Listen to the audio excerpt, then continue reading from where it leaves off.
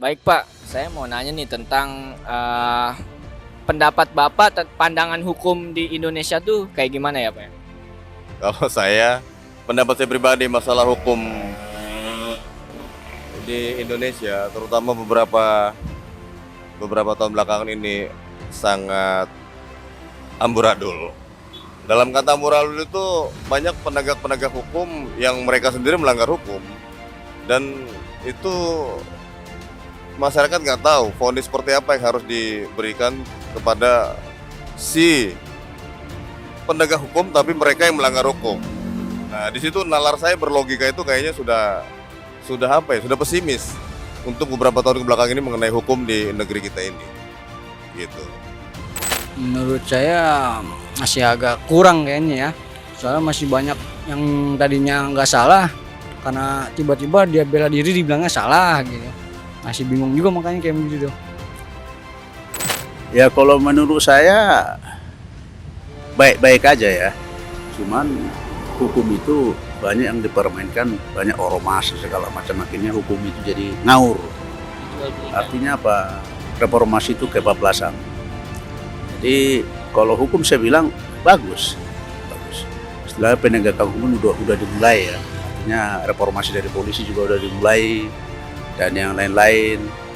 Dan pemerintah juga saya lihat ya boleh dikatakan melindungi masyarakat sebenarnya. Cuma masyarakat kadang-kadang nggak bisa menerima dengan senang hati ya, karena ada yang pro dan kontra hukum itu, nggak ada yang bisa lolos 100% itu.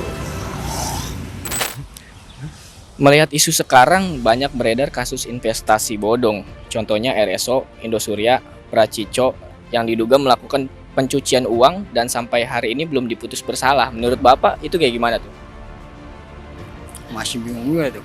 Harusnya sih emang ya secepatnya ya dinilai misalnya bersalah ya bersalah, kalau enggak ya enggak, biar lebih jelas ya. Seharusnya yang lebih tegas itu ya PP apa ya? Jaksa, hakim, Bukan PPATK ya, yang sebenarnya yang lebih jelas di sini hukumnya ya, yaitu entah kalau mau masuk orang investasi seperti investasi bodong ataupun semacam pinjol-pinjol itu, mereka sebenarnya yang lebih jelas di situ. Apa namanya, itu masalahnya keuangan ya. Jadi mereka harus jelas payung hukumnya seperti apa, terus untuk masyarakat hukumnya seperti apa, untuk investasi itu hukumnya seperti apa. Lalu tentang kinerja Kapolri menurut Bapak bagaimana? Kalau Kapolri sebenarnya udah tegas ya, cuman masih yang oknum-oknumnya kali ya, yang kurangnya ya, bawah-bawahannya mungkin kurang atau gimana. Kalau Kapolrinya sih udah tegas ya. Oh berarti menurut Bapak karena banyak oknum-oknum ya?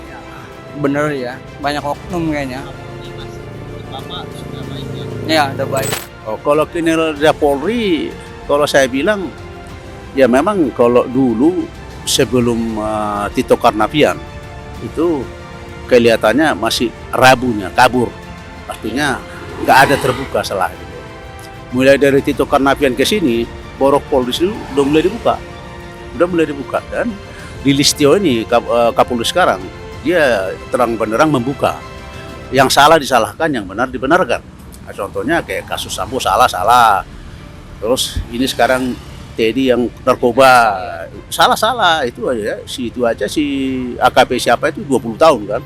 Si Linda 18 tahun. Mungkin Teddy nanti bisa di atas itu gitu. Jadi kalau menurut saya reformasi untuk polisi itu udah mulai bagus. Bagaimanapun kalau polisi itu ya boleh dikatakan secara umum banyak orang bilang polisi kurang bagus. Tapi itu polisinya, tapi oknumnya sebenarnya yang nggak bagus. Kalau polisi itu bagus. Tanpa polisi kita ini saya rasa hancur-hancuran. Ya, jadi menurut saya reformasi polisi udah dimulai nih. Untuk memulai reformasi itu kan memang banyak pro dan kontra. Ada yang nggak suka, ada yang suka gitu. Jadi kita harus memahami itu, apalagi masyarakat ya kadang-kadang dibilang polisi ini hukumnya tajam ke bawah, tumpul ke atas. Enggak juga sebenarnya kalau menurut saya. Itu kalau polisi udah mulai reformasi, Pak.